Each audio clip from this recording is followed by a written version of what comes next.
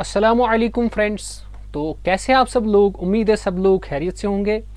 तो आज हमारा टॉपिक है, हमने एक्चुअली टैबुलेशन एंड कंपाइलेशन पे पिछले आपके 5 लेक्चर्स गए, तो ये आपका 6th लेक्चर होगा। उसके बाद एक और लेक्चर हो जाएगा एंड टैबुलेशन एंड कंपाइलेशन जो टॉपिक है ये हमारा कंप्लीट हो जाएगा।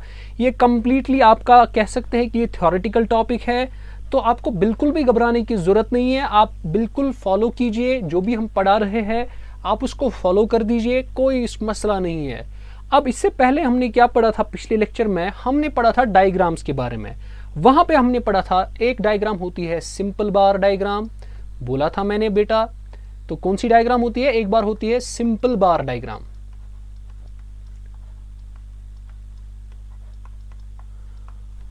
और उसके बाद हमने बहुत सारे टाइप्स ऑफ डायग्राम्स और भी पढ़े थे, जैसे मिसाल के तौर पर मल्टीपल बार डायग्राम हमने पढ़ा था, फिर कंपोनेंट बार डायग्राम पढ़ा था, पेरिटो डायग्राम था। तो ये दूसरा हमने पढ़ा था पेरिटो डायग्राम। तो आप लोगों को याद होगा सिंपल बार डायग्राम और पेरिटो डायग्राम में बस 2 डिफरेंसेस होती थी। एक डिफरेंस ये कि पेरिटो डायग्राम में जो भी हमारे पास बार्स होते थे वो डिसेंडिंग ऑर्डर में हम उसको अरेंज करते थे। दूसरी डिफरेंस क्या होती थी, उसके साथ साथ उसमें एक क्युमुलेटिव फ्रीक्वेंसी की परसेंटेज में हम एक कर्व बना लेते थे। ये 2 डिफरेंसेस थे। उसके बाद हमारे पास होता था मल्टीपल बार डायग्राम। ठीक है, मल्टीपल बार डायग्राम जिसमें हम बहुत सारे different sets of statistical data को कंपेयर करने के लिए एक ही मतलब ग्राफ पे बनाते हैं, बार्स बना लेते हैं। उसके बाद होता था हमारे पास सब डिवाइडेड बार डायग्राम, या इसको बोलते थे कंपोनेंट बार डायग्राम, सब डिवाइडेड बार डायग्राम। ठीक है, और उसके बाद हमारे पास होता था परसेंटेज बार डायग्राम। और उसके बाद हमारे पास होता था बेटा बराबर, हमारे पास होता था पाई डायग्राम, ये भी हमने पिछली बार पढ़ा, जिसको बोलते थे सर्कुलर डायग्राम। और लास्ट में हमने बोला था पिक्टोग्राम बोला था। तो ये हमने कुछ डायग्राम्स के बारे में पिछले 2 लेक्चर्स में ये सारा मैंने पढ़ाया हुआ था। अब देख लेते हैं आज के लेक्चर में हमें क्या पढ़ना है। हमें आज के लेक्चर में पढ़ना है टाइप्स ऑफ ग्राफ्स। तो देखते हैं हमें ग्राफ्स कितने टाइप्स के होते हैं। सबसे पहला टाइप जो है, सबसे इंपॉर्टेंट कह सकते हैं, वो है हिस्टोग्राम। हिस्टोग्राम के कई तरह से हम मतलब अभी देखेंगे, इसको डिटेल में हमको बहुत अच्छे से पढ़ना है। फिर हमारे पास फ्रीक्वेंसी पॉलीगन आएगा, फ्रीक्वेंसी कर्व आएगा एंड क्युमुलेटिव फ्रीक्वेंसी कर्व, जिनको हम ओगाइज भी कहते हैं। अब चलिए स्टार्ट करते हैं हम अपने पहले टॉपिक को, उसको बोलते हैं हम हिस्टोग्राम। चलिए बेटा आगे चलते हैं, हिस्टोग्राम को पढ़ लेते हैं। ठीक है, तो हिस्टोग्राम क्या होता है तो पहले पढ़ लेते हैं फिर समझ भी लेते हैं। A histogram is an attached bar chart or graph displaying the distribution of a frequency distribution in visual form. ठीक है, A histogram is a graphical presentation of frequency distribution in the form of rectangles. तो क्या बोलता है actually, histogram जो होता है यहाँ पे आप रेक्टेंगल्स बना लेते हो। जो भी आपके पास वहां से डेटा देकर होता है, फ्रीक्वेंसी डिस्ट्रीब्यूशन जो भी होती है, उसको हम रेक्टेंगल्स के फॉर्म में ड्रॉ करते हैं। अब यहाँ पे एक मसला है, ये सेम टू सेम वैसा ही है जैसे आपके पास सिंपल बार डायग्राम होता था, मगर वो जो सिंपल बार डायग्राम थी वो 1 डायमेंशनल डायग्राम होती थी। लेकिन जो आपके पास ये जो हिस्टोग्राम है ये 2 डायमेंशनल है। अभी देखेंगे, वो हमें अभी समझ आ जाएगा। तो ये पढ़ लीजिए पहले। So in the form of rectangles with class intervals as base. अब यहाँ पे क्लास इंटरवल्स की जो लेंथ है वो डिपेंड करेगी कि विड्थ कितनी है क्लास इंटरवल की।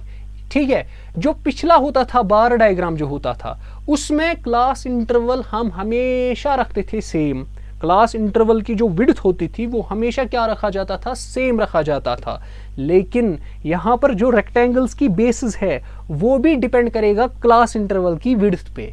हो गया ना। और दूसरा चीज क्या है, हाइट जो है उस रेक्टेंगुलर बार की, वो डिपेंड करेगा कि उस इंटरवल की फ्रीक्वेंसी क्या होगी। ठीक है, और दूसरा चीज यहाँ पे दूसरा चीज भी है, 2 डिफरेंसेस है। एक डिफरेंस हिस्टोग्राम और बार डायग्राम में है, हिस्टोग्राम आपके पास 2D डायग्राम है, दैट मीन्स यहाँ पे 2 डायमेंशंस होते हैं।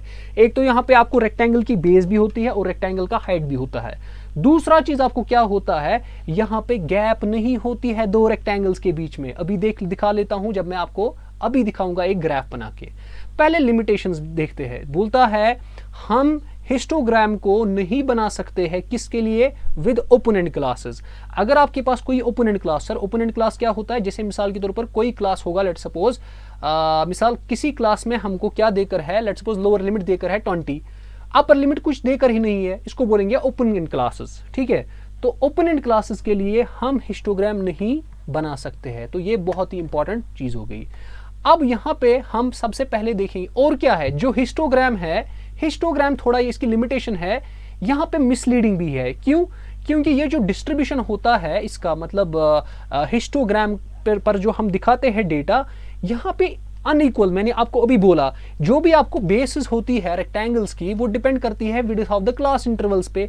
तो यहाँ पर जो होता है ना डिस्ट्रीब्यूशन, उसकी इंटरवल सेम नहीं होती है, और जब इंटरवल सेम नहीं होते हैं उससे हमको थोड़ा फॉल्स इंफॉर्मेशन भी इंटरप्रेट होती है। फॉल्स इंफॉर्मेशन तो वहां पर होती नहीं है, लेकिन जो हम इंटरप्रेट कर जाते हैं कई बार, हमको वहां से थोड़ा मिसलीड होता है। ठीक है, अब देखते हैं, मैंने आपको अभी भी बोला बार डायग्राम और हिस्टोग्राम में क्या डिफरेंस है। हो सकता है ये क्वेश्चन आ जाए। अभी मैंने आपको बोला बार डायग्राम होती है वन डायमेंशनल डायग्राम, और जो आपके पास होती है हिस्टोग्राम, बेटा वो आपके पास क्या होती है? हिस्टोग्राम।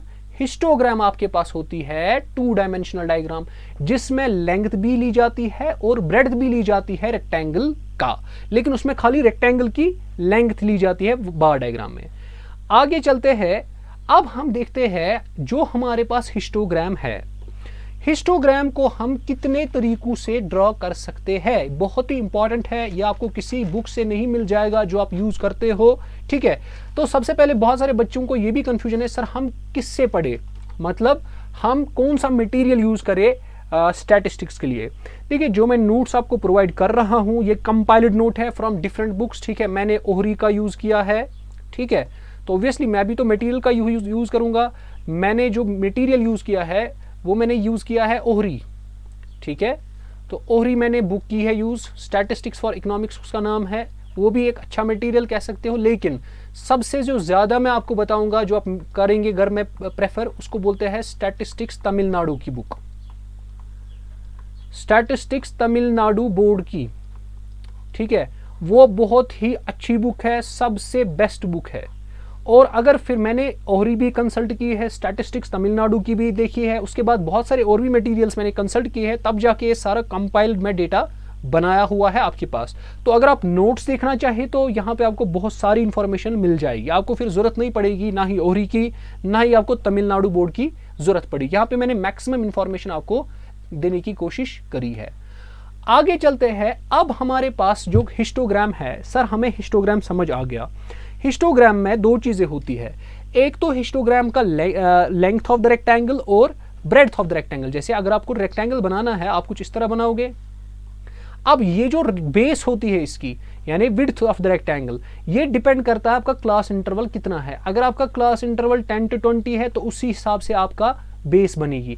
कभी कभार अगर आपको लेट्स सपोज 20 to 40 होगा, अब क्या होगा, अब यहाँ पे बेस ज्यादा होगी। अब आपको रेक्टेंगल का बेस थोड़ा बड़ा बनाना है, इसका मतलब अब आपको थोड़ा बेस ऐसे बनाना है, लेट्स सपोज थोड़ा बड़ा बनाना है ऊपर के जैसे।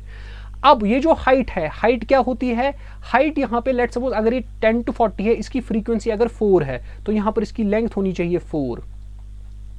और इसी तरह अगर 20 to 40 में फ्रीक्वेंसी है मतलब 3 या 2 लिखते हैं तो इसकी जो हाइट होनी चाहिए ये होनी चाहिए 2। फिर यूनिट्स कैसे लिखते हैं वो एक अलग मामला है, जब हम ग्राफ्स पे आ जाएंगे वो मैं समझा दूंगा।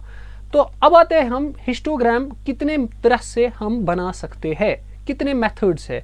तो मैं यहाँ पे बोलना चाह रहा हूँ हम 4 मेथड से हिस्टोग्राम को बना सकते हैं। कौन कौन सा मेथड है हमारे पास बेटा? सबसे पहला मेथड आप देख लीजिए, उसको बोलते हैं a continuous frequency distribution with equal class intervals. सबसे पहला आपका ऐसा भी डेटा कोई होगा जिसमें आपके पास क्लास इंटरवल्स इक्वल होंगे, उसको हम अलग डिस्कस करेंगे। दूसरा, अगर आपके पास कंटिन्यूअस फ्रीक्वेंसी डिस्ट्रीब्यूशन टेबल है मगर उसके अनइक्वल क्लास इंटरवल्स होंगे, वो भी उसका भी हिस्टोग्राम कैसे बनाना है ये भी सिखाऊंगा मैं। उसके बाद एक ऐसा फ्रीक्वेंसी डिस्ट्रीब्यूशन जिसमें क्लास इंटरवल्स तो नहीं देकर है। देखिए, क्लास इंटरवल्स तो नहीं देकर है, क्या मतलब, जैसे मिसाल अगर आपके पास क्लास इंटरवल इससे पहले होता था, पहले इसको मैं थोड़ा साइज कम कर लेते हैं। अगर इससे पहले लेट सपोज क्लास इंटरवल होता था, लेट सपोज 20 to 40 देकर होता था, अब क्लास इंटरवल नहीं, इसका मिड पॉइंट, जैसे यहाँ पे मिड पॉइंट क्या आ जाएगा 30, अब मिड पॉइंट्स देकर है। अगर आपको मिड पॉइंट्स ही देकर होंगे तब कैसे आपका हिस्टोग्राम बनाना है वो भी मैं आपको समझा दूंगा। तो आप वीडियो में बने रहे, आपको बहुत ही फायदा मिलने वाला है। तो उसके बाद लास्ट वाला जो है, अगर आपको ग्रुप्ड फ्रीक्वेंसी डिस्ट्रीब्यूशन टेबल बना देकर होगा जो इनक्लूसिव फॉर्म में देकर होगा। इनक्लूसिव फॉर्म किसको बोलते हैं? अगर मैं यहां पे बोलूंगा लेट सपोज जिसको डेटा ऐसे कुछ होगा 30 to 35, फिर थोड़ा ब्रेक होगा, फिर होगा 36 to लेट सपोज 40, ठीक है। इंक्लूसिव होता है यानी 35 को भी इंक्लूड करना है, 36 को भी इंक्लूड करना है, 40 को भी और 30 को भी। तो यहाँ पे थोड़ा ब्रेक है, 35 से 36 तक 1 सेंटीमीटर ब्रेक आ जाएगा, या अगर आप मीटर लोगे, सेंटीमीटर लोगे, जो भी आपकी स्केल होगी।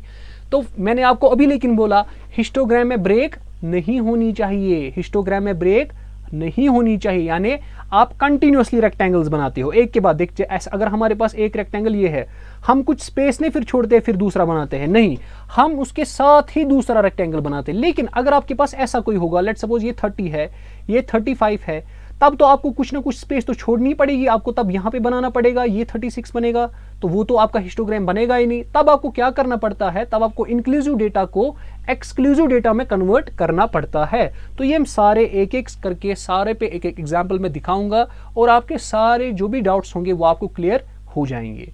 चलिए आगे चलते हैं हम नेक्स्ट स्लाइड पे। हमारे पास सबसे पहला है जब आपके पास इक्वल क्लास इंटरवल्स होंगे। ये बिल्कुल आसान है, आपको कुछ नहीं करना है। देखो क्या करना है, सबसे पहला चीज, इसको मैं थोड़ा बड़ा बना लेते हैं, ठीक है। तो सबसे पहला है जिसमें इक्वल क्लास इंटरवल्स है, जैसे मिसाल के तौर पर ये फॉलोइंग टेबल है which shows the time taken by 100 students to travel to school on a particular day. तो कितना इनको टाइम लगता है मिनट्स में, तो 0 to 5 मिनट्स में 5 स्टूडेंट्स है। इसी तरह ये सारा डेटा है। तो मैंने क्या काम कर दिया, सीधे 0 to 5 तक एक इंटरवल लिया, फिर 5 to 10, 10 to 15, 15 to 20, 20 to 25, और यहाँ पे मैंने स्केल यूज किया। क्यों? क्योंकि यहाँ पे मुझे किसी से तो दिखाना है ना। जैसे मिसाल मैंने 2 सेंटीमीटर को एक्स एक्सिस पे रिप्रेजेंट किया है 5 मिनट से, और वाई एक्सिस पे मैंने 1 सेंटीमीटर को रिप्रेजेंट किया है 5 स्टूडेंट्स को, ठीक है। तो ये जो स्केल है नथिंग एल्स, ओके। अब देखो दूसरा चीज, यहां पे हमें 2 चीज इकट्ठे हो जाएंगे, एक तो हिस्टोग्राम भी हो जाएगा और फ्रीक्वेंसी पॉलीगन भी हो जाएगा। देखो क्यों, जब आप इनके ये बनाओगे, मतलब हिस्टोग्राम बनाओगे, सीधे 0 to 5 पे देखोगे फ्रीक्वेंसी वो क्या है 5, तो 5 तक आपने एक रेक्टेंगल बनाया। इसी तरह आप चलते गए, सारे आपने कंप्लीट किए। अब आपको लेट सपोज फ्रीक्वेंसी पॉलीगन बनाना है। फ्रीक्वेंसी पॉलीगन आपका बेटा कर्व होती है। क्या होती है? वो एक कर्व होती है। फ्रीक्वेंसी पॉलीगन एक कर्व होती है जो हम फ्री हैंड बनाते हैं। कैसे? By joining the mid points of the rectangles. देखिए अगर आपका ये रेक्टेंगल है, इसकी जो बेस है यहां पर इसका मिड पॉइंट हो जाएगा, ठीक है बेटा। यहां पर क्या है, इसका ये मिड पॉइंट है, क्लियर। तो हम क्या करेंगे काम, अगर हमने इसका मिड पॉइंट डालना है वो ये आ जाएगा। इसी तरह यहां पर इसका मिड पॉइंट ये, इसका मिड पॉइंट ये, सारे रेक्टेंगल्स का। अगर इन सारे रेक्टेंगल्स का मिड पॉइंट हम ज्वाइन करेंगे तो जो वो कर्व बनेगी उसको बोलते हैं फ्रीक्वेंसी पॉलीगन, ठीक है। तो फ्रीक्वेंसी पॉलीगन एक ऐसी कर्व होती है जो हमको कैसे मिलती है, अगर आप मिड पॉइंट्स को ज्वाइन कर देते हो। तो ये हो गया आपका पहला वाला जो कि इजी था, जब आपके पास क्या होंगे, इक्वल इंटरवल्स होंगे। लेकिन कभी कभार आपके पास इक्वल इंटरवल्स नहीं होते हैं, अनइक्वल होते हैं, ठीक है। जब आपके पास क्या होंगे, अनइक्वल इंटरवल्स भी हो सकते हैं। अब देखो ये मैंने एक और दिया है एग्जांपल इसी पे, ठीक है। आप देख सकते हैं यहां पर भी डेटा मैंने, मतलब सेम आप कह सकते हो एक किस्म का के, चलो मैं इसको पहले समझा ही लेता हूं।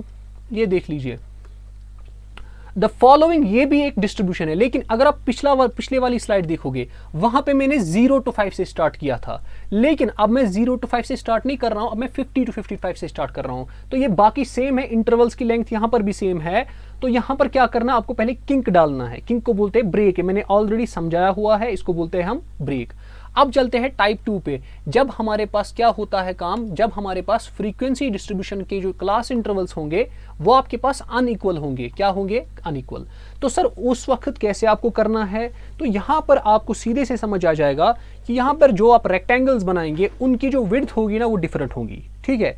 मगर जब भी बेटा आपके पास अनइक्वल क्लास इंटरवल्स होते हैं आप उसकी एक्चुअल फ्रीक्वेंसी ग्राफ में प्लॉट नहीं करते हैं। बहुत ही इंपॉर्टेंट है, actual frequencies are not plotted.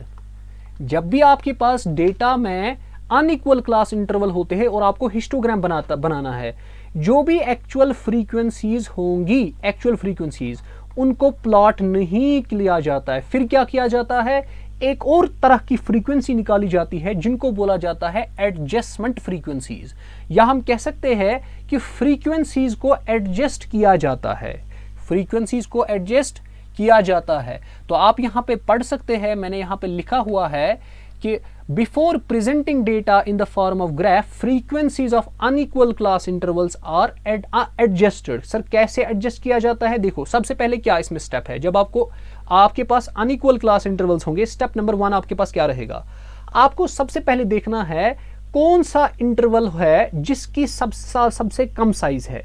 जिस इंटरवल का साइज कम है उसको हम h से रिप्रेजेंट करेंगे, उस क्लास साइज को क्या लिखेंगे, h से। फिर हम कंप्यूट करते हैं एडजस्टेंट फ्रीक्वेंसीज। मैंने आपको बोला एडजस्टमेंट फ्रीक्वेंसी, या इसको एडजस्टेड फ्रीक्वेंसी भी कहते हैं। सर वो कैसे हम करते हैं कैलकुलेट, इसकी हो सकता है इस पे एमसीक्यू डायरेक्ट आए, adjustment frequency of a class is equal to what, या कभी कभार अब देखेंगे पहले फॉर्मूला क्या है, वो आती है बराबर h by class size. h होता है minimum class size divided by class size क्या है, वो उस क्लास का इसका और उस क्लास की फ्रीक्वेंसी क्या है, फिर जो निकलेगा उसको बोलते हैं एडजस्टेड फ्रीक्वेंसी। और ये जो आपके पास h बाई क्लास साइज है इसको बोलते हैं एडजस्टमेंट फैक्टर। इसको क्या बोलते हैं हम, एडजस्टमेंट फैक्टर। यही एडजस्टेड फ्रीक्वेंसीज फिर आप हाइट्स लेते हो रेक्टेंगल्स ऑफ हिस्टोग्राम के। अब मैं एक एग्जांपल दिखा देता हूं, उस पर हमारे पास सारा क्लियर हो जाएगा। देखिए बोलता है इफ अच्छा, अब सीधे हम एग्जांपल पे आते हैं। तो बेटा यहाँ पे मेरे पास ये रिप्रेजेंट करना था following data by means of histogram, लेकिन 10 to 15, 15 to 20, 20 to 25, यहाँ तक तो 5 है, 25 to 30, 30 to 40, दैट मीन्स अब यहाँ पे क्लास इंटरवल जो है ना वो चेंज हो रहा है, वो 10 हो रहा है। अब यहाँ पे साइज 40 to 60, दैट मीन्स 20 हो रहा है, 60 to 80, 20, इसका मतलब क्या है, अनइक्वल। तो मैंने आपको बोला सबसे पहले क्या करोगे, एडजस्टेड फ्रीक्वेंसी निकालोगे। उसके लिए आपको क्या करना है काम, सबसे पहले आप ढूंढ लीजिए मिनिमम क्लास साइज क्या है, कौन सा क्लास है जिसकी सबसे कम साइज है, वो तो है 10 to 15 या 15 to 20, 20 to 25, वो 5 है। तो आपका जो h बन गया बेटा, वो h बन गया 5। अब आपको हर किसी क्लास की क्या बनानी है, फ्रीक्वेंसीज बनानी है, एडजस्टमेंट फ्रीक्वेंसीज। वो कैसे बनानी है देखते हैं। आपको क्या करना है, मैंने आपको अभी फॉर्मूला बोली, कैसे आपको बताना है उसका। आप देखिए पिछली स्लाइड, आप वापस जाइए, पिछली h by class size, that means h क्या है यहाँ पे, आप देख सकते हैं h यहाँ पे 5 है, ठीक है, डिवाइडेड बाई यहाँ पे क्लास साइज क्या है अपना, वो भी 5 है, मल्टीप्लाइड पे करोगे फ्रीक्वेंसी, वो आएगा 7। इसी तरह सारा, जैसे मिसाल के तौर पर यहाँ पे हमने कैलकुलेट किया, यहाँ पे h क्या है 5, क्लास साइज क्या है 10, तो 5 बाई 10 मल्टीप्लाई क्या करोगे 12, तो वो आपका आएगा 6। इसी तरह हमने सारे का सारा एडजस्टमेंट फ्रीक्वेंसीज कैलकुलेट की है। तो जब हमने कैलकुलेट किया उसके बाद क्या करना है, उसके बाद कुछ हमें इस तरह करना है। उसके बाद जो ये एडजस्टमेंट फ्रीक्वेंसीज है, ठीक है, जो भी हमारे पास एडजस्टमेंट फ्रीक्वेंसीज निकल गई उन्हीं को प्लॉट करना है, ठीक है। लेट्स सपोज मैंने यहाँ पे प्लॉट करके रखा है, आप देख सकते हैं। तो फिर मुझे यहाँ पे कुछ इस तरह डेटा आ गया, आप देख सकते हैं ग्राफ से ही मुझे समझ आ रहा है कि ये जो हिस्टोग्राम है इनकी जो क्लास इंटरवल्स है वो अनइक्वल है। क्यों? क्योंकि यहाँ पे जो length of the width of the rectangles है वो सेम नहीं है। अब कभी कभार क्या होता है आपको वहां से आपको क्लास इंटरवल्स नहीं देकर होते हैं, आपको मिड पॉइंट्स देकर होते हैं, आपको मिड पॉइंट्स देकर होते हैं। तो तब आप क्या करोगे काम, तब आपको कैसे निकालना है, आपको मतलब हिस्टोग्राम कैसे बनाना है, तो वो भी देख लेते हैं। तो सबसे पहले आपको यहाँ पर भी ध्यान में रखना है, अगर आप इनके भी मिड पॉइंट्स को ज्वाइन करोगे, जैसे मिसाल के तौर पर अगर हम बात करेंगे यहाँ पर इसका मिड पॉइंट है ये, ठीक है, तो लेट्स सपोज इसका मिड पॉइंट है ये, इसका मिड पॉइंट ये, इसका मिड पॉइंट ये, इसका मिड पॉइंट ये, फिर ये, फिर ये, फिर ये। अगर आप इनको ज्वाइन करना चाहोगे तो जो आपके पास कर्व बनेगी उसको बोलते हैं हम फ्रीक्वेंसी पॉलीगन कर्व, ठीक है, उसको बोलते हैं फ्रीक्वेंसी पॉलीगन, ठीक है। तो अब हम आते हैं टाइप नंबर 3 पे, जो है हमारे पास, उसको क्या बोलते हैं, उसको बोलते हैं हम बेटा, अगर हमारे पास मिड पॉइंट्स देकर होंगे। तो बेटा आपको याद रखना है, जब भी आपको मिड पॉइंट्स देकर होंगे तो आपको कुछ स्टेप्स फॉलो करने हैं। आपको सबसे पहले देखना है जो आपका सेकंड और फर्स्ट मिड पॉइंट है उनमें डिफरेंस कितनी है, जो भी डिफरेंस आएगी उसको h से आप डिनोट करोगे। ठीक है। फिर उस डिफरेंस को आप डिवाइड करोगे 2 से। अगेन मैं बोलता हूं, जो भी आपके पास मिड पॉइंट्स देकर होंगे, सबसे पहले आपको पहली मिड पॉइंट और दूसरे मिड पॉइंट में डिफरेंस देखनी है, उसको h से दिखोगे। फिर h/2 निकालोगे, यानी इस h को डिवाइड बाय करोगे 2 से।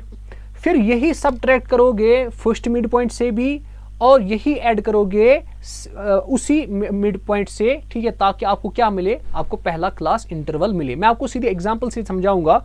लेट सपोज यहाँ पे हमारे पास एग्जांपल एक है जो मैंने लेनी है।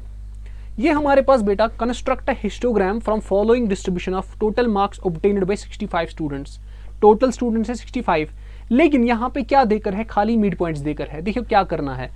सबसे पहले आपको मैंने बोला मिड पॉइंट्स के, अगर मैं पहला और दूसरा देखूंगा, इनमें डिफरेंस क्या है, 10 है ना, तो h आया 10। फिर मैंने बोला इसका हाफ कर लो, वो क्या आएगा 10/2, दैट मीन्स 5। अब आपको क्या निकालना है, पहले क्लास जो पहला क्लास इंटरवल है, ठीक है। अब आपको उसका क्या निकालना है, लोअर लिमिट। क्या बनेगा लोअर लिमिट, इस 150 में से ये h/2 माइनस कर लो। h/2 क्या है आपका 5, तो वो बनेगा 145। अब इसी पहले क्लास इंटरवल का आपको क्या निकालना है, हायर लिमिट यानी अपर लिमिट। वो कैसे आएगा, इस 150 को h/2 ऐड कर लो, वो आएगा 155। इसी तरह आपको सारे का सारा डेटा कैलकुलेट करना है, ठीक है। जैसे मिसाल अगर मैं इसका बोलूंगा 180 का, सबसे पहले मुझे डिफरेंस निकाल लिया, 190 माइनस 180 कितना आएगा 10, फिर 10/2 आ जाएगा 5, ठीक है। तो अब इस 180 को आपको 5 माइनस करना है, वो बनेगा 175। 180 को प्लस करना है 5, वो बनेगा 185। तो इसका मतलब इसका जो इंटरवल बनेगा, जिसकी फ्रीक्वेंसी 12 है, उसका इंटरवल बनेगा 175 टू 185। तो जब आपने इतना सारा कर लिया, उसके बाद इजी है, ठीक है। उसके बाद क्या आपको कर लेना है, सीधे देखिए, जैसे मैंने आपको बोला 175 टू 185 का हमने क्या निकाला 12। तो ये सारा मैंने ऐसे ही किया, उसके बाद सिंपली वैसे ही करना है जैसे आप करते रहे हो। तो आपको सीधे ये मार्क्स यहाँ पे इंटरवल्स डालने हैं, 145, 155, 165। आप निकले ना आपको इंटरवल्स, उसके बाद उनकी फ्रीक्वेंसीज भी प्लॉट। अगेन अगर आप इनकी मिड पॉइंट्स को ज्वाइन करना चाहोगे तो आपके पास जो कर्व निकलेगी उसको बोलते हैं फ्रीक्वेंसी पॉलीगन। अब आते हैं लास्ट वाले मेथड पे। कभी कभार क्या होता है, आपके पास जो डेटा देकर होता है वो होता है इंक्लूसिव फॉर्म में। और इंक्लूसिव मैंने आपको पहले भी समझा दिया, इंक्लूसिव फॉर्म में डेटा जो होता है वो कुछ इस तरह होता है, जैसे 3 to लेट सपोज 5, फिर होगा 6 to 8 लेट सपोज। यहाँ पे तो डिसकंटिन्यूटी आ गई, तो जब आप इसको ड्रॉ करना चाहोगे, अगर ये लेट सपोज 3 to 5 आ गया, फिर आपको थोड़ी गैप डालनी है, तब जाके आ गया 6 to 8, तो ये तो हिस्टोग्राम नहीं बन जाएगा। तो तब क्या हम करते हैं काम, यहाँ पे हम करते हैं बेटा काम, हम पहले डेटा को एक्सक्लूसिव फॉर्म में कन्वर्ट करते हैं, और जब हमारा डेटा एक्सक्लूसिव फॉर्म में कन्वर्ट हो जाएगा, तब जाके हमारा फिर प्रॉब्लम सॉल्व हो जाएगी, यानी हम फिर उसको डेटा को बना सकते हैं हिस्टोग्राम। तो देख लेते हैं वो कैसे बनाना है, चलिए आगे। ओके, तो सबसे पहला स्टेप है compute the difference between lower limit of second class interval and upper limit of the first class interval. हाँ ठीक है, तो अभी मैं दिखा देता हूं। फिर सब्ट्रैक्ट करना है h/2 from the lower limit and add करना है। देखिए मैं आपको सीधे एक एग्जांपल से दिखा देता हूं। मैंने आपको बोला, देखिए सबसे पहला स्टेप, आपके पास ये डेटा देकर है, ये डेटा आपको सीधे से ये लग रहा है ये इंक्लूसिव फॉर्म में है, आपको क्या बनाना है हिस्टोग्राम। आप अगर देखेंगे हर किसी क्लास में सेकंड लिमिट का, सेकंड क्लास इंटरवल का, इसको क्या बोलते हैं, मतलब सेकंड क्लास इंटरवल का जो लोअर लिमिट है, और जो अपर लिमिट का जो ये है, मतलब अपर लिमिट जो है फर्स्ट क्लास लिमिट इंटरवल का, उसमें डिफरेंस कितनी है 1। 20 माइनस 19 यहाँ पर भी 1, 25 माइनस 24 यहाँ पर भी 1, 30 माइनस 29 हर जगह 1 है। अब इस 1 का हाफ कर लो, ठीक है। वही हाफ आप 10 से माइनस कर लो और 14 से प्लस कर लो, इसी तरह 15 से माइनस कर लो, वही हाफ 19 को ऐड कर लो। तो जो हमारे पास अरेंजमेंट आ चुका है वो हमें आ जाएगा ये। तो इसीलिए मैंने लिखा है now we subtract h/2 that means 0.5 from each lower limit. हर किसी लोअर लिमिट से मैंने 0.5 सबट्रैक्ट किया और हर किसी अपर लिमिट को मैंने 0.5 ऐड किया। तो हमारे पास अब देखो आप 9.5 टू 14.5, 14.5 टू 19.5, 19.5 टू 24.5, इसी तरह ये जो डेटा अब बन गए ये कंटिन्यूस बनेगा। तो अब हम इसका ग्राफ यानी हिस्टोग्राम बना सकते हैं। अब हमारा हिस्टोग्राम कंटिन्यूस बनेगा। तो यहाँ पे भी अगर आप मिड पॉइंट्स को ज्वाइन करना चाहोगे, यहाँ पर भी क्या बनेगा, फ्रीक्वेंसी पॉलीगन आपके पास बन जाएगा। तो ये हमारे पास हिस्टोग्राम के बारे में कुछ इंफॉर्मेशन मैंने आपको बता दी। अब आते हैं नेक्स्ट पे, जिसको हम बोलते हैं फ्रीक्वेंसी पॉलीगन। अभी मैंने आपको बोला फ्रीक्वेंसी पॉलीगन को क्या करते हैं हम काम, मैंने आपको अभी भी बोला, जब हम इन रेक्टेंगल्स के, जो हमने पिछले रेक्टेंगल्स, ये देखिए इन रेक्टेंगल्स के टॉप का मिड पॉइंट, ये टॉप है, ये टॉप है, ये टॉप है, इनके मिड पॉइंट्स को ज्वाइन करते हैं यूजिंग फ्री हैंड, ठीक है, तो वो आपका बनता है फ्रीक्वेंसी पॉलीगन, ठीक है। और इस रूल को, इस मिड पॉइंट्स को ज्वाइन करना, इस रूल को बोलते हैं फुट रूल। हो सकता है ये एग्जाम में पूछा जाए कि मिड पॉइंट्स, अगर आप टॉप रेक्टेंगल के टॉप्स के मिड पॉइंट्स को ज्वाइन करते हो उसको क्या बोलते हो, उसको कौन सा रूल बोलते हो, ठीक है। या आप ऐसे आएगा, the mid points of the tops of all rectangles in a histogram are joined according to which rule, foot rule, which rule, इसका आंसर आएगा फुट रूल। दूसरा चीज, एक और इंपॉर्टेंट नोट है कि जो भी आपके पास एरिया होता है that is covered under the polygon, यानी पॉलीगन कर्व, जो भी फ्रीक्वेंसी पॉलीगन के अंडर एरिया आ जाएगा वही एरिया आपका हिस्टोग्राम का भी होगा। दैट मीन्स अगर आप इधर देखेंगे, जो एरिया इस पॉलीगन का होगा, जो मैंने डैशड लाइन से दिखाया है, और जो एरिया अंडर हिस्टोग्राम के इन बार्स के अंदर होगा, दोनों का दोनों एरिया क्या होगा, इक्वल होगा, ठीक है। अब आपके पास फ्रीक्वेंसी पॉलीगन है, आप वो दो तरह से बना सकते हो। एक मेथड क्या है, सबसे पहले आप हिस्टोग्राम बनाओ, उसके बाद उनके मिड पॉइंट्स को मतलब देखो। दूसरा तरीका है विदाउट, आप उनके बगैर भी कर सकते हैं। कैसे, आप मिड पॉइंट्स और उनकी फ्रीक्वेंसीज को पॉइंट्स के, मतलब जैसे मिसाल यहाँ पर मिड पॉइंट जैसे ये था, आप मिड पॉइंट ये लो और उसकी फ्रीक्वेंसी देखो वो 300 है, आप इसी तरह सारा डेटा ये पॉइंट्स आप ड्रॉ कर लो और फिर वो क्या बन जाएंगे, आपका फ्रीक्वेंसी पॉलीगन।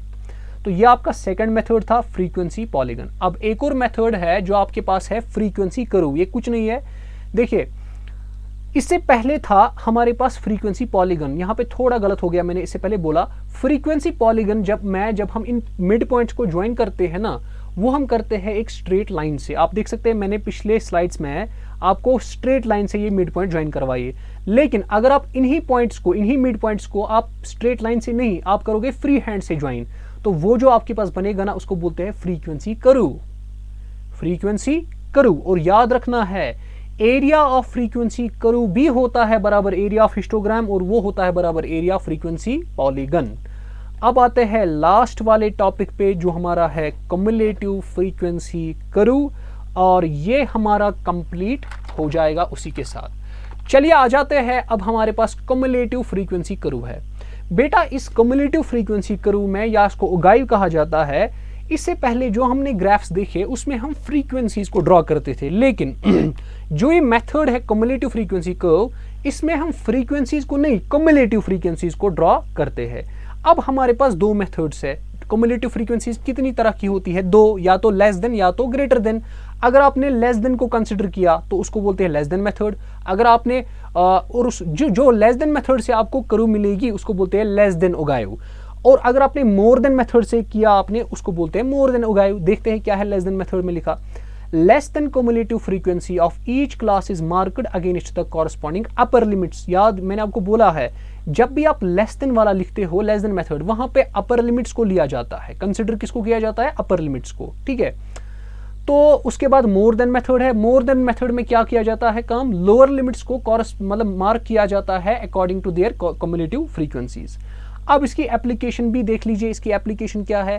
इसकी एप्लीकेशन ये है कि आपको मीडियन बता कर देता है, ये आपको मीडियन निकाल कर देता है ग्राफिकली। दो मेथड से आपको निकलता है, या तीन मेथड से आप कह सकते हो। सबसे जो नहीं, दो मेथड्स। मेथड नंबर 1 क्या है, आप n/2 को कैलकुलेट कीजिए, जो वो मैं अभी दिखा देता हूं, और फिर मार्क कीजिए उसको कॉरस्पॉन्डिंग, मतलब y एक्सिस पे उसको मार्क कीजिए, ठीक है। फिर वहां से आपको एक लाइन परपेंडिकुलर लेनी है, ठीक है। मैं आपको अभी दिखा ही देता हूं, चलिए हम एग्जाम्पल सीधे कर लेते हैं, ठीक है। तो देखिए क्या हो जाएगा, ये हमारे पास डेटा है। आप देखिए डेटा हमारे पास ये है, ठीक है। हमने क्या करना है, इसका लेस देन उगाइव भी ड्रॉ करते हैं, मोर देन उगाइव भी ड्रॉ करते हैं, फिर हम उसका मीडियन भी मतलब निकालेंगे। कैसे करना है, सबसे पहले आपको क्या करना है काम, हम लेस देन की बात करते हैं। लेस देन के लिए आपको बेटा पता है, आपको लेस देन के लिए क्या करना है काम, कम्युलेटिव फ्रीक्वेंसीज निकालनी है। ये लेस देन उगाइव का डेटा है, ये मोर देन का है, तो वो कैसे निकालोगे आप लेस देन की। अगर इसकी फ्रीक्वेंसी 10 है, फिर नेक्स्ट की क्या है, आप देखो उसके बाद मैंने 15 रखा है, तो यहाँ पे आपको 10 + 15 करना है, फिर 25 + 17, इसी तरह मैंने आपको ये पढ़ाया हुआ है, फिर 42 + 14, फिर 56 + 12, फिर 68 + 2 आएगा 70। अब जब आप मोर देन वाला बनाओगे, अब आप 70 को आप क्या करोगे, माइनस करते जाओगे जो उनकी फ्रीक्वेंसीज होगी। जैसे इसकी फ्रीक्वेंसी है 10 तो उसको 10 करो माइनस, फिर उसके बाद है 15 तो उसको 15 करो माइनस। इसी तरह ये मैंने एक्चुअली पढ़ाया हुआ है, कम्युलेटिव फ्रीक्वेंसी कैसे हम ढूंढते हैं वो आपको पता होगी, अब आपने सीखा होगा पिछले लेक्चर्स में।